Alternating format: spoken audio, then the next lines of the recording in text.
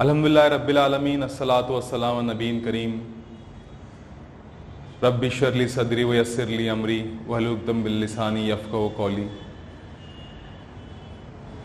मैं हूं Abdurrahman sir from Excellence Classes और आज हम लोगों का एक डिस्कशन रहेगा how to prepare yourself in this lockdown period, खास तौर पे हमारे कॉम्पिटिटिव एग्जामिनेशंस के लिए। अब इसके अंदर जो है कि बहुत सारे एस्पेक्ट्स होते हैं, बहुत सारे रीजंस हैं और स्लोली एंड ग्रेजुअली हम कोशिश करेंगे एक एक चीज़ को बहुत आराम से, आसानी से आपके बीच में रखी जाए। तो सबसे पहला हम बात करें कि कॉम्पिटिटिव एग्जामिनेशन होता क्या है, what actually is competitive examination और इसका रिक्वायरमेंट क्यों है। जब कभी ये कॉम्पिटिटिव एग्जामिनेशन के बारे में बात कर रहे हैं हम लोग, उसके रिक्वायरमेंट्स के बारे में बात कर रहे हैं, एक छोटी सी स्टोरी है जिससे मैं हमेशा मतलब कि स्टार्ट करता हूँ बच्चों को समझाने के लिए कि कॉम्पिटिटिव एग्जामिनेशन क्या होता है। तो इंशाल्लाह ताला उसी स्टोरी का आज आपके सामने एक प्रेजेंटेशन रहेगा कि एक किंगडम था, उस किंगडम में जो एक राजा था, राजा की एक खूबसूरत सी मतलब की बेटी थी, प्रिंसेस थी। प्रिंसेस की जो खूबसूरती की जो एग्जाम्पल पूरे आसपास के जितने भी लोग थे, जितने भी प्रिंस थे, वो सब ये चाहते थे कि इस प्रिंसेस से मेरी मैरिज हो, मेरी शादी मतलब क्या हो जाए। और सभी लोगों ने अपना अपना पैगाम उस राजा तक भिजा दिया। अब राजा के लिए बड़ी परेशानी, बड़ी चुनौती ये आ गई कि अगर मान लो कि वो एक को एक्सेप्ट करता है और बाकी को रिजेक्ट कर देता है, ऐसे कंडीशन में जितनों को रिजेक्ट करेगा वो उसके लिए अपना दुश्मन बना लेगा। राजा बहुत परेशान था, वो चाहता था उसकी बेटी के निकाह, उसकी बेटी की शादी कोई अच्छे प्रिंस से मतलब के हो, साथ ही साथ वो बाकियों को दुश्मन भी नहीं बनाना चाहता था। अब फिर जैसा हर स्टोरी में होता है कि फिर राजा का एक खास होता है वजीर, जैसा अकबर का बीरबल हुआ करता था, वैसे उस राजा का वजीर मतलब क्या था, राजा अपने सामने उस वजीर को पूरा का पूरा आउटलाइन बता देता है कि इस तरीके से हमारा मामला है, क्या करें। वजीर बोलता बड़ा ही सिंपल सा मतलब का सॉल्यूशन है, बोले जितने भी प्रिंस हैं सब लोगों को एक पर्टिकुलर डेट में जंगल में मतलब के बुला लिया जाता है। सारे प्रिंस उस जंगल में मतलब के पहुंच जाते हैं। हर प्रिंस को 10-10 तीर दे दी जाती है, एरोस, और उनसे यह कहा जाता है कि आपको क्या करना है कि शिकार करना है। अगर आप शेर का शिकार करोगे आपको 1000 पॉइंट मिलेगा, लेपर्ड का करोगे तो 500 पॉइंट्स मिलेगा, आपने हिरन मारा तो 200 पॉइंट मिलेंगे, आपने रैबिट मारा तो 50 पॉइंट मिलेंगे। और जब शाम होते होते आप अपने सारे शिकार जमा करके मतलब के लेकर आओगे और उसके बेसिस पे जिसका सबसे जो हाईएस्ट पॉइंट रहेगा उससे जो है उस राजकुमारी की शादी होगी। जितने प्रिंस थे सब लोग इस बात के लिए राजी हो गए, बोले हाँ ठीक है, ये हम लोगों को मंजूर हो। और उसी तरीके से एक्शन हुआ। सभी प्रिंसेस ने अपनी पूरी कोशिश मतलब की और कोशिश करने के बाद एक जो प्रिंस है वो उस कंपटीशन को जीतता है और उस प्रिंसेस की शादी हो जाती है। अब इस कहानी से हमको क्या सीख मिली कि बाकी जितने भी प्रिंस थे जिससे वो शादी नहीं कर पाए, कि कहीं पे उनके दिल में ऐसा नहीं था कि अगर मेरा रिजेक्शन हुआ तो रिजेक्शन के पीछे रीजन क्या है। सेम केस होता है हमारे कॉम्पिटिटिव एग्जामिनेशंस के अंदर। अगर बात करें हम लोग इंडिया के प्रीमियर एग्जामिनेशंस में से, उसमें से एक एग्जामिनेशन होता है आपका आईएएस का, right, UPSC, union public service commission examination. और +2 लेवल पे बात करें तो सबसे प्रोमिनेंट एग्जामिनेशन होता है हमारा जेईई का। जेईई का जो एग्जामिनेशन होता है वो एग्जामिनेशन होता है कि हमारे पास 23 आईआईटीज है ऑल ओवर द कंट्री। इस 23 आईआईटीज के अंदर हर बच्चे की ख्वाहिश होती है कि उस 23 आईआईटीज में मेरा भी सिलेक्शन हो जाए। अब 23 आईआईटीज के अंदर रफली वी आर हैविंग 11,500 सीट्स। अब ये 11,500 सीट्स के लिए पता है आप लोगों को पूरे कंट्री से कितने लोग पार्टिसिपेट करते हैं, कंपीट करते हैं, अपनी पूरी मेहनत लगाते, अपनी पूरी जान लगा देते, right. Approximately every year it averages to 10 lakh students, 10 lakh बच्चे अब जिद कर रहे कि हमको वो सीट मतलब क्या चाहिए। तो जैसा उस स्टोरी में एक वजीर था, वैसे ही यहां पे जो इस मॉडर्न डे जो वजीर है, उन लोगों ने सिस्टम को निकाला है, the system of competitive examination, जहां पे ये स्क्रीन करेंगे, ये पता करेंगे कि इसमें से कितने बच्चे लायक है, कितने बच्चे इसको रिजेक्ट करना है। अगर मैं रिजेक्ट करूं तो रिजेक्ट करने के पीछे एक रीजन होना चाहिए, और इसलिए day by day day by day day by day ये एग्जामिनेशन क्या होते जाता है, टफ होते जाता है। और हमारे बच्चों के अंदर एक ख्वाहिश जागी है कि ऐसे कॉम्पिटिटिव एग्जामिनेशंस हम क्या करें, क्रैक करें। अगर मैं आपसे पूछूं कि सबसे बेशकीमती चीज आपकी नजर में क्या है, तो कोई बोलेगा सोना बोलेगा, कोई प्लैटिनम बोलेगा, कोई क्या बताएगा, हीरा बताएगा, डायमंड्स। ओके, आपको पता है कि डायमंड प्रीशियस क्यों है, इसका रीजन क्या है?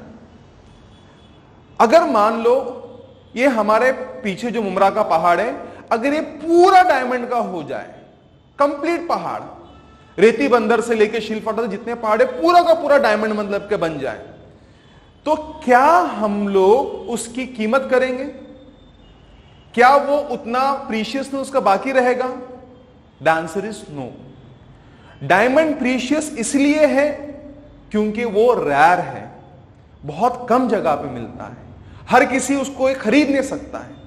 लेकिन अगर डायमंड भी स्टोन के जैसा, आम पत्थर के जैसा हर जगह अवेलेबल हो जाए, तो उसकी क्वालिटी, उसकी जो वैल्यू है वो क्या हो जाएगी, कम हो जाएगी। Same is the case for any of the examination. ये जो एग्जामिनेशन मतलब के लिया जाता है, इसका रीजन ये होता है कि जो सीट, जो पोजीशन हम लोगों को मतलब के चाहिए, वो पोजीशन पाने के लिए हर कोई चाहतमंद है।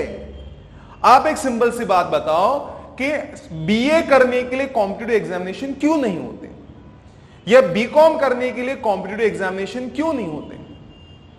क्यों सिर्फ आईआईटीज के लिए होते हैं? क्यों यूपीएससी के लिए होता है? Right, same is the case for medical seats.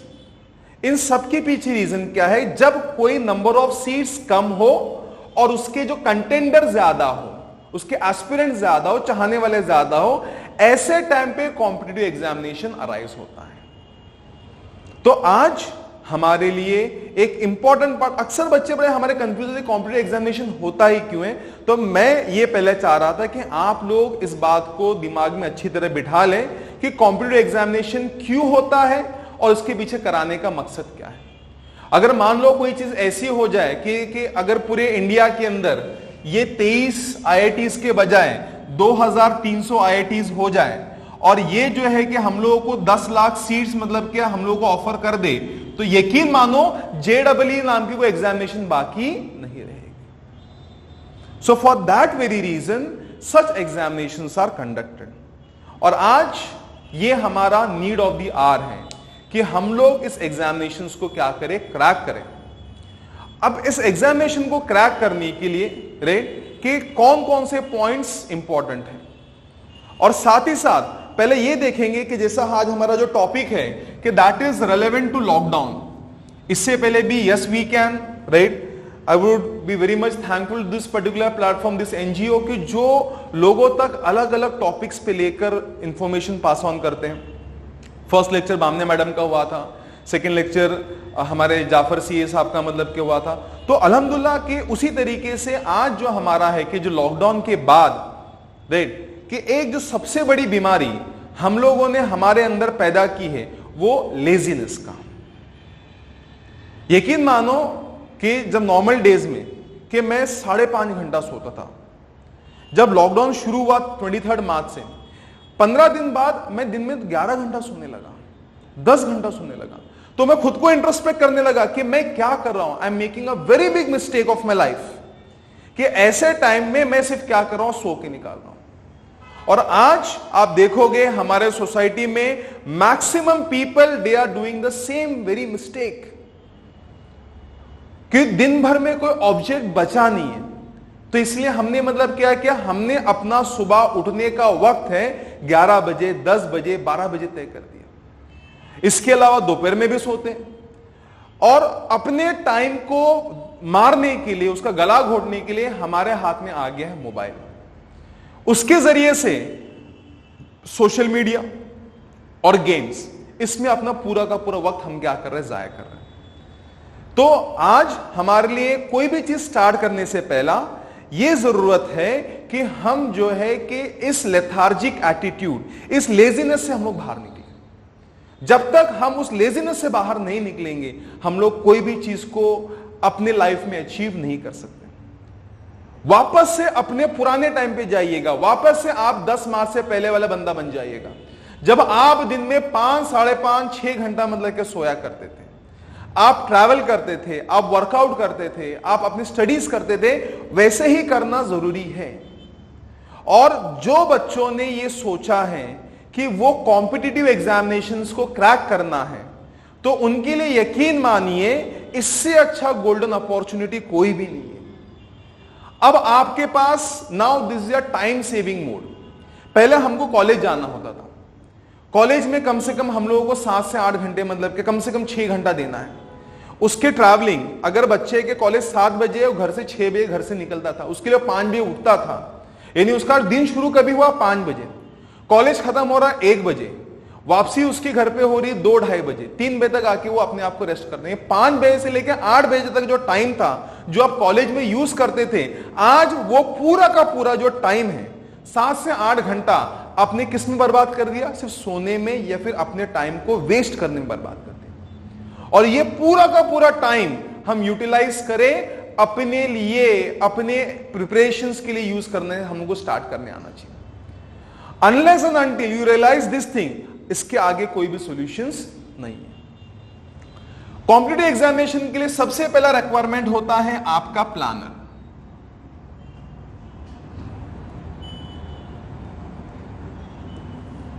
अपने दिन भर का शेड्यूल आपको डिसाइड करना है, राइट?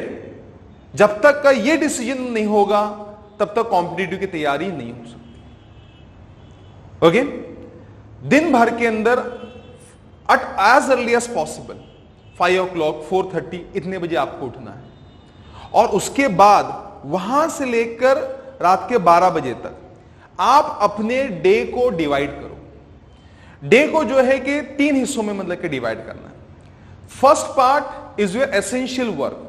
एसेंशियल वर्क के अंदर क्या आएगा आप लोगों का? खाना पीना, राइट? रेस्ट जो है वो आपका एसेंशियल वर्क, जिसके बगैर जिंदगी नहीं चल सकती है, ठीक है?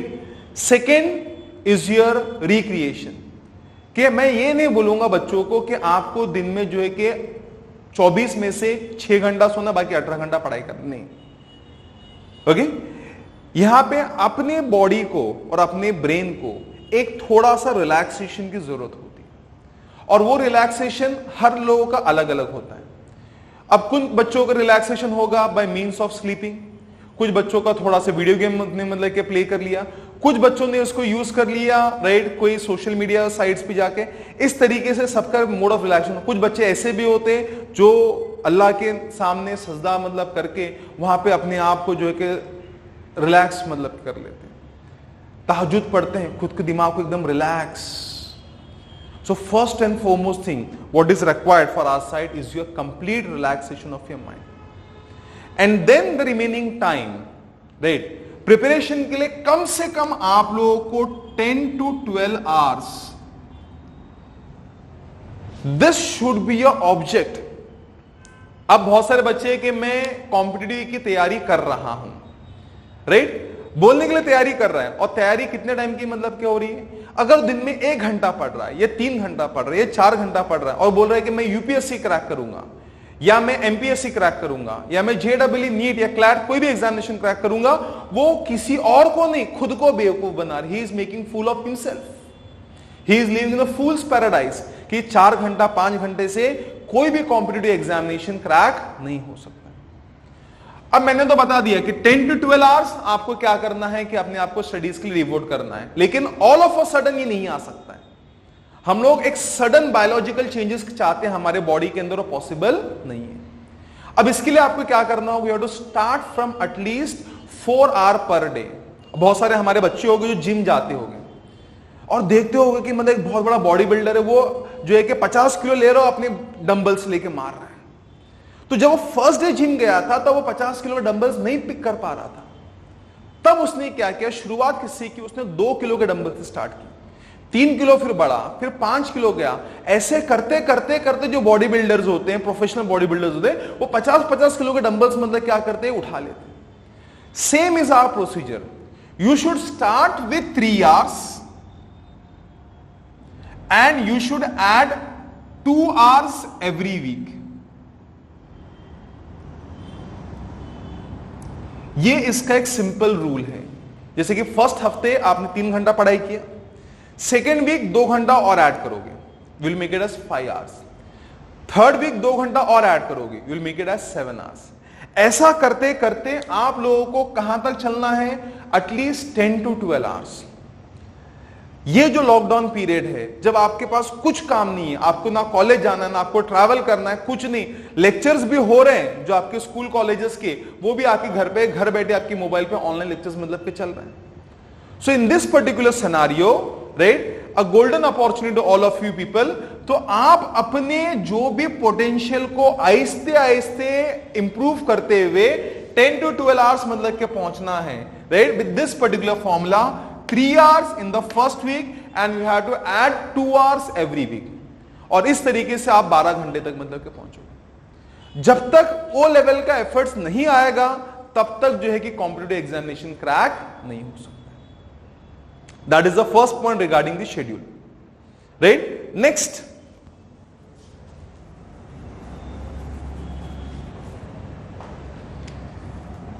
Collection of resource material. आपके पास आपके बुक्स का अच्छा कलेक्शन होना चाहिए। कोई एक बुक बता दो, फॉर एग्जाम्पल JEE के लिए, कि ये एक बुक ये पढ़ लो, आप कॉम्पिटिटिव एग्जामिनेशन क्रैक कर सकते हो। एनी वन बुक, या UPSC के लिए या क्लैट के लिए। ऐसी कॉम्पिटिटिव एग्जामिनेशन कभी भी सिंगल बुक डिफाइंड नहीं होती। तो यहां पे अगला जो इंपॉर्टेंट पार्ट होता है, to make a collection of your resources, कि आप ज्यादा से ज्यादा रिसोर्सेस कलेक्ट करें। आपका अगला सवाल ये होगा, बोले सर अब तो है कि लॉकडाउन टाइम में हम लोग क्या करें, कि आज आप अमेजन पे मतलब कि जाओ, फ्लिपकार्ट पे जो ऐसी कौन सी बुक है जो अवेलेबल नहीं है। साथ ही साथ आज ई बुक जो है कि बहुत सारे पब्लिशर्स ने ई बुक जो है कि फ्रीली अवेलेबल कर दिया हमारे वेबसाइट्स के ऊपर, कि जहां पे भी आपको रेस्पेक्टिव, आज इस बात में और एक चीज क्लेरिफाई कर ले कि आज मैं जो बात कर रहा हूं, it's about a collective competitive examination, not a specific one, कि मैं आज JEE या नीट इसकी बात नहीं कर रहा, कलेक्टिव एग्जामिनेशंस की बात कर रहा हूं, कि ये जो भी प्रिंसिपल्स है, it is applicable for all the competitive examinations, right. तो इसके लिए आपको क्या करना है, रिसोर्सेज जमा करना है, कि जितने ज्यादा आपके पास बुक्स अवेलेबल होगा, जितने ज्यादा आपके पास PDFs अवेलेबल होंगे, वो सारी चीजें आपकी लाइब्रेरी, आपकी एक पर्सनलाइज लाइब्रेरी होना जरूरी है।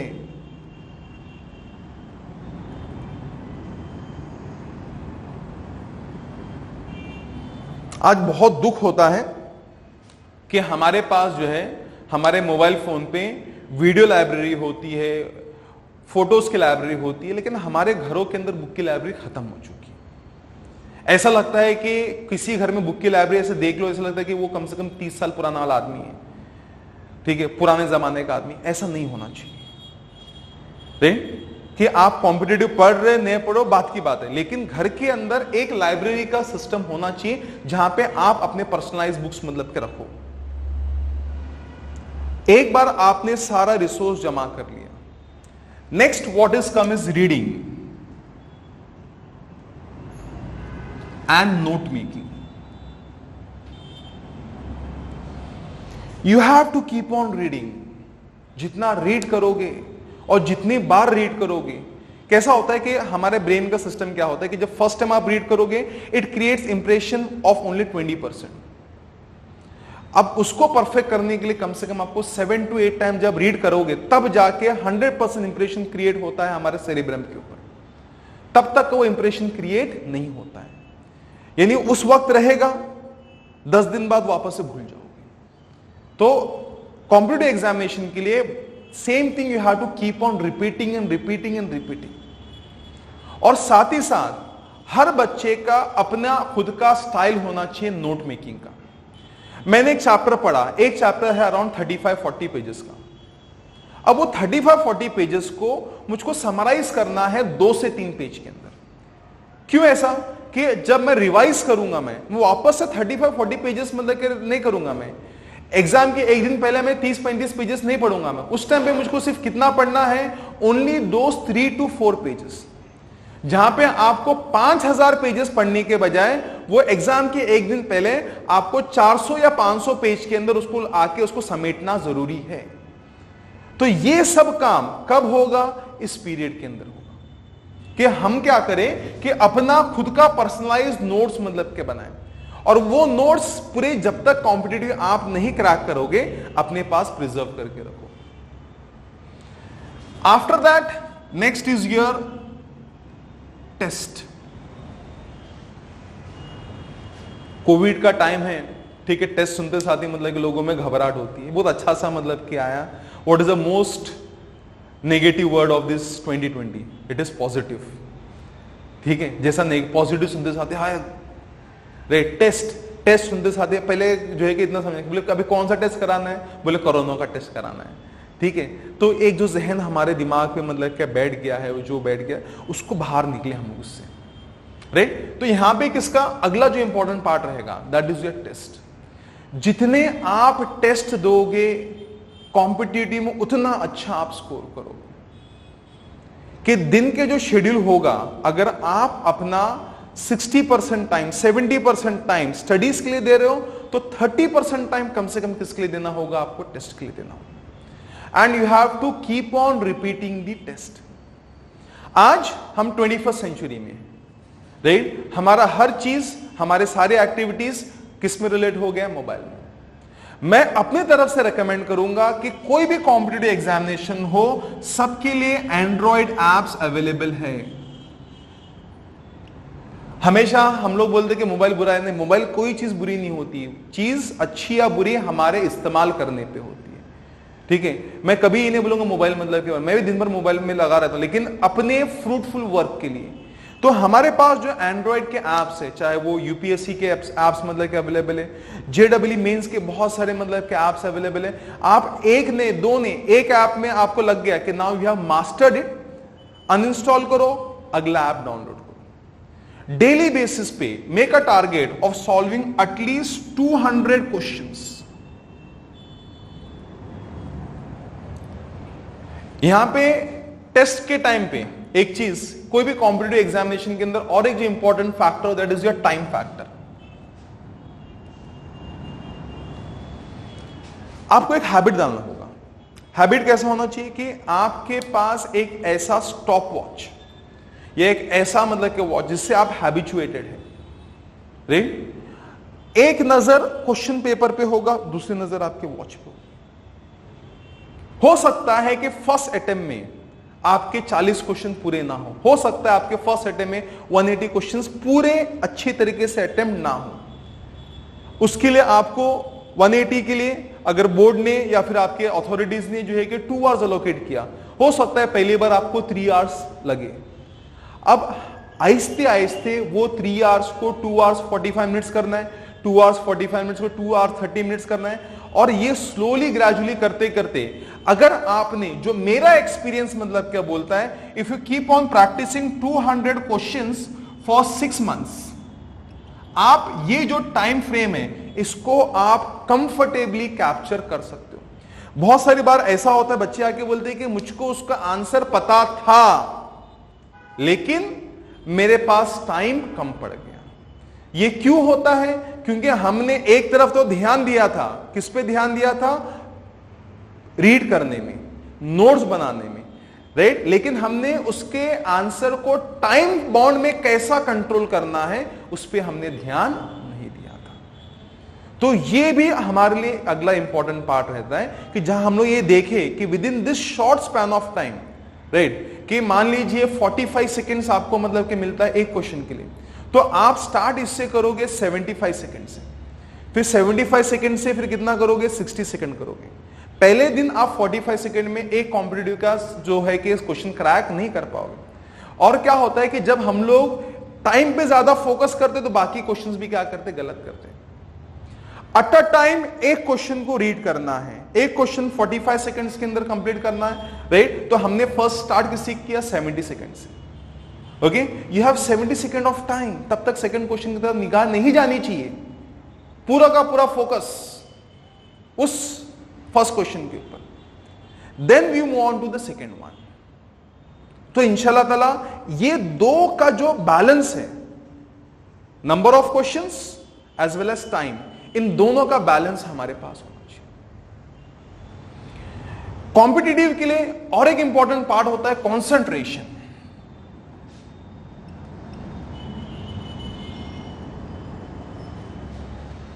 कंसंट्रेशन को समझने के लिए पहले इसका ऑपोजिट समझते हैं। इसका ऑपोजिट है डिस्ट्रैक्शन। ऐसी कौन सी चीज है जो आपको उससे डिस्ट्रैक्ट कर रही है, अपना फोकस मतलब कि हटा रही है, पहले वो फाइंड करना जरूरी है, राइट। मान लीजिए मेरा मोबाइल मेरा डिस्ट्रैक्शन है, तो मुझको मेरा मोबाइल क्या करना है, स्विच ऑफ करना है, उसको बेच देना है। मान लीजिए आपकी लाइफ में कोई लड़की है जो बार बार आपको उसकी याद आती है, उससे कांटेक्ट मतलब क्यों रहा है, you have to just switch off with that particular contact with that. मान लीजिए आपकी डिस्ट्रैक्शन आपका खाना है, तो आप अपने डिस्ट्रैक्शंस को जब तक दूर नहीं करोगे तब तक कंसंट्रेशन नहीं आएगा। आप देखते हो कि सूरज में बहुत गर्मी होती है कि नहीं। अब मई का महीना है, तेज धूप पड़ रहा है, रास्ते में एक पेपर पड़ा हुआ है, लेकिन सूरज के अंदर वो कैपेसिटी नहीं होती है कि उस पेपर को मतलब कि जला सके। सूरज वहीं रहने दो, पेपर वहीं रहने दो, बीच में सिर्फ आप एक कॉन्वेक्स ग्लास मतलब के जो कन्वर्जिंग ग्लास है उसको मतलब के लगा दो, और थोड़े टाइम में क्या देखोगे कि वो पेपर जो है वो जलने लग गया। हमने क्या किया, सूरज की रोशनी में जितनी ताकत थी, उसके एनर्जी को हमने एक पॉइंट पे लाके कंसंट्रेट कर दिया, फोकस कर दिया, और वो फोकस करने की वजह से कि वो पेपर जलने लगा। अगर वो ग्लास हट जाए, आपका कंसंट्रेशन क्या हो जाता है, स्प्लिट हो जाता है, तो उसके अंदर वो ताकत नहीं बचती, वो पेपर को जला सके। तो हमारे लाइफ के अंदर, हमारे कोई भी काम के अंदर, कि हमारा पूरा चेस किस पे होना चाहिए, कंसंट्रेशन के ऊपर होना चाहिए। तो unless and until you have that particular concentration in your work, आपको रिजल्ट्स अचीव नहीं। Next is groups. अब ग्रुप सुनते साथ तुरंत दिमाग में आएगा, चलो ठीक है हम लोग ये व्हाट्सएप ग्रुप बनाएंगे। किसका ग्रुप बनाएंगे, IAS preparation WhatsApp group. Starting के 2 दिन तक मतलब के ग्रुप के अंदर क्या चलेगा, ये क्वेश्चन, वो क्वेश्चन, ये क्वेश्चन, और उसके बाद में फिर जो है कि ये फला का मैसेज, उसका फॉरवर्ड, इसका ये, राइट। मैं जब ग्रुप की बात कर रहा हूं मैं, राइट, एक स्टडी सर्कल की बात कर रहा हूं। Try to identify the people around you who are interested in similar type of examination preparation, कि जो इसी तरीके एग्जामिनेशन, जैसे कि मान लीजिए आईएएस का है, तो देखो कि मुमरा के अंदर कितने ऐसे बच्चे हैं जो आईएएस की तैयारी कर रहे हैं। Try to find it out, 2, 3, 5, उनका मतलब क्या होना चाहिए, स्टडी सर्कल होना चाहिए। स्टडी सर्कल के फायदे क्या है, what is the benefit of it. कभी कभार क्या होता है कि हम लोग कोई एग्जामिनेशन, कोई क्वेश्चन हम लोग एग्जाम्पल सॉल्व कर रहे हैं, तो वहां पर हम लोग स्टक हो जा रहे हैं। ऐसे टाइम पे आपने अपने कलीग, अपने जो भी पीयर है, उससे पूछ ले भाई इसका क्या होगा, तो ही विल, अगर उसको आता है तुरंत आपको क्या करेगा, हेल्प आउट करेगा। दूसरा एक बड़ा बेनिफिट होता है कंपटीशन। एक खाली मैदान में आपको छोड़ो, बोले भागो, जीतने वाले को फर्स्ट प्राइज 1 लाख रुपया, आप अकेले हो, इंटरेस्ट आएगा? नहीं आएगा। लेकिन जब आप देखते हो कि मेरे आसपास के लोग कुछ आगे है, कुछ पीछे है, मैं थोड़ा सा कोशिश कर रहा हूं, मैं उनसे आगे हो रहा हूं, मैं थक रहा हूं तो मैं पीछे हो रहा हूं, तो आप अपने अंदर की पूरी एनर्जी लगाने के पीछे लग जाते हो। You give out your best from your side, और वो बेस्ट निकलना जरूरी है। और वो बेस्ट कैसे आएगा, when there is a competition among yourself. आप 5 लोगों ने मतलब कि आज बैठे हैं, सुबह से बैठ के आपने बायोलॉजी का रिप्रोडक्शन चैप्टर आपने पूरा रीड कर दिया, तैयारी हो गई, सबने मतलब कि डिसाइड किया चलो ठीक है अब हम लोग क्या करेंगे, एक पेपर सॉल्व करेंगे, और सब पूरे ध्यान से मतलब क्या करो, उस पेपर को सॉल्व कर रहे हैं, राइट। एक को जो है कि 40 में से 30 मिला, एक को 40 में से 35 मिला, आपको 40 में से 40 मिला। अब ऐसे स्कोर लाने से यू गेट अ कॉन्फिडेंस। देख, वो भी पढ़ रहा था, ए भी पढ़ रहा था, बी भी पढ़ रहा था, सी भी पढ़ रहा था, लेकिन उसमें से सबसे अच्छा स्कोर मेरा आया। अब एक बार फर्स्ट आने के बाद आपके अंदर फिर चाहत क्या होती है, बोले नहीं अब जो है कि मैं और अच्छे से पढ़ूंगा, ये फर्स्ट पोजीशन मुझको लूज नहीं करना है। अगर मान लो आपने सेकंड थर्ड आ गए तो आप इस बारे में कोशिश करोगे कि इस बार मैं थर्ड आया, अगली बार मुझको फर्स्ट आना है। और ये कंपटीशन कब पैदा होगा? अकेले घर में बैठ के कंपटीशन पैदा नहीं हो सकता है, और जो कॉम्पिटिटिव स्पिरिट है वो पैदा नहीं हो सकती। नेक्स्ट, आपके बॉडी का अलाइनमेंट्स क्या होता है? कभी भी आप देखोगे कि एक ही जगह पे बैठे बैठे के थोड़ा सा हमारी बॉडी क्या होती है, स्टिफ हो जाती है, राइट? इसके बीच में मेरा खुद का प्रैक्टिस है। I recommend my students, after every 90 minutes you have to stand up, you have to stretch, अपनी बॉडी को स्ट्रेच करो। बहुत सारे लाइट स्ट्रेचिंग एक्सरसाइजेस यूट्यूब पे अवेलेबल है, उसको आप देखोगे, अपनी बॉडी को मतलब कि स्ट्रेच करोगे, खुद को रिलैक्स महसूस करोगे, और उसके बाद जो है कि फिर से आपको मतलब क्या करना है, पढ़ाई के लिए बैठना। And the last point and the most important point, जो that is the focus of all the competitive examination,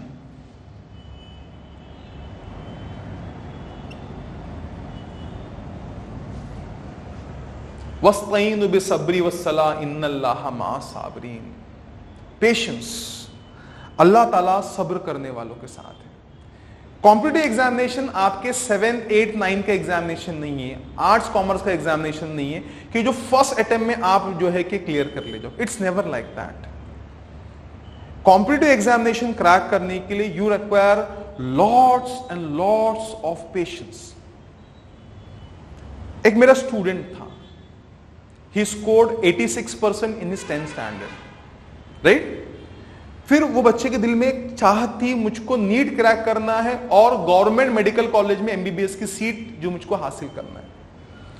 12th का एग्जामिनेशन दिया, फर्स्ट अटेम्प्ट नीट दिया, राइट? उसके बाद सेकेंड अटेम्प्ट, थर्ड अटेम्प्ट, उसके साथ वाले बच्चे ग्रेजुएट हो गए, लेकिन अभी वो क्या है, ही इज जस्ट 12th। और अल्हम्दुलिल्लाह फोर्थ अटेम्प्ट में उस बच्चे ने नीट के क्वालिफाइंग मार्क्स लेकर अपने रैंकिंग्स को इंप्रूव करके वो बच्चा जो है कि आज गवर्नमेंट मेडिकल कॉलेज के अंदर उसका एडमिशन हो चुका है। His name is Khan Asif. शायद आसिफ कभी सुन रहा हो, कभी YouTube. I am really proud of you Asif, कि आपने एक एग्जाम्पल सेट किया, कि आपने लोगों को बताया कि एक बार नहीं हुआ तो आपने हार नहीं मानी, 2 बार नहीं हुआ तो आपने हार नहीं मानी, 3 साल कंप्लीट हो गया, आपके साथ वाले जो है कि आपसे आगे निकल चुके थे, उस वक्त आपको ऐसा लग रहा होगा सॉरी, कि मेरे जो साथ वाले उनका ग्रेजुएशन हो गया, अभी भी मैं कहां पर हूं, 12th में हूं, लेकिन आसिफ और उसके पेरेंट्स दोनों जो है इक्वल कॉन्ग्रेचुलेशंस के हकदार है कि उन्होंने अपना हिम्मत, अपनी लगन, अपनी चाहत को रोका नहीं, टोका नहीं, उसके आगे झुके नहीं। ही वॉज एडमेंट, अपनी जगह पर रुके रहना। और 4 साल बाद उस बच्चे के चेहरे पे मुस्कान आ गई, खुशी आ गई कि जब वो अपने एग्जामिनेशन को मतलब क्रैक किया। तो patience will be the key role. And at a time आप अलग अलग एग्जामिनेशंस को क्लब नहीं करो। Special message to the students of HSC कि हमने मतलब कि देखा कि एक सबसे बड़ा ड्रॉबैक क्या हुआ कि बच्चा 10th स्टैंडर्ड में 90-95% लेता है, साइंस में एडमिशन ले लिया, चाहत है कि MBBS बनूं, IIT में मतलब कि जाऊं, उसके लिए JEE और नीट की तैयारी करना शुरू कर दिया। अब बहुत सारे इंस्टीट्यूट से इंटीग्रेटेड कोर्स, ये सारी चीजें मतलब कि ऑफर करते जाते हैं, और वो जो है कि 11 पढ़ रहा है, 12 पढ़ रहा है, JEE पढ़ रहा है या तो नीट पढ़ रहा है, और फर्स्ट अटेम्प्ट 12 के साथ में दे रहा है। वो फर्स्ट अटेम्प्ट में अल्लाह ना करे मार्क्स कम हो गया तो बच्चे का जो है कि मोरल डाउन हो जाता है, उसका पेशेंस मतलब कि टूट जाता है, right? First attempt take it as a practice session कि ये मैं सिर्फ प्रैक्टिस कर रहा हूं, इससे मुझको कोई लेना देना नहीं है। It's sincere advice to all my students specially going for JW and NEET. और एक बेटर एडवाइस ये है कि first year 11th 12th complete करो। कंप्लीट करने के बाद the day you complete your board examination, एक साल पूरे जद्दोजहद, दिन में 10 घंटा 12 घंटा जो जब से मैं के बात बता रहा हूं मैं, उसको फॉलो अप करो। ये जो प्रिंसिपल्स है वो लॉकडाउन हो या नॉर्मल लाइफ हो, it is applicable for each and every time. अगर हम लोगों को सही गाइडेंस नहीं मिला, the result will be disastrous. हमारे बहुत सारे अच्छे टैलेंट्स थे, लेकिन या तो उनके प्लानिंग में कमी हो गई या तो उनके पेशेंस ने क्या उनका साथ छोड़ दिया। दोनों चीज required. You require a very good planning, execution, and after that you have to be patient. सब्र के साथ में क्या रहना है। एक टाइम पे एक काम करो, सब मिलके एक साथ में उसका मैसअप ना करें। और इंशाल्लाह ताला ये सारी चीजें अगर आप प्रॉपरली फॉलो अप करोगे, अल्लाह ने चाहा कि आप लोग बहुत कामयाब होगे। अल्हम्दुलिल्लाह जब मैं हमारे मुमरा के बच्चों को देखता हूं मैं, they are highly talented students. और यकीन मानो कोई एक बच्चा अगर इस प्लानिंग के साथ में चलेगा कि जो कॉम्पिटिटिव एग्जामिनेशन कि वो बोलेगा, इंशाल्लाह ताला वो जरूर बजरूर उसको क्रैक करके ही बताएगा। I wish you all the best for this examination, कि इंशाल्लाह ताला हम इसी तरीके से दुआ करेंगे कि आप लोग कि जो इस वीडियोस के जरिए से कुछ हासिल करें, इंशाल्लाह ताला उसको अपने लाइफ में इंप्लीमेंट करने की कोशिश करें। और साथ ही साथ इस बात का ख्याल रखें कि आज जिस तरीके की गाइडेंस हम आपको प्रोवाइड कर रहे हैं, ऐसा ही गाइडेंस आगे चल के आप अपने अगले जनरेशन को प्रोवाइड करें।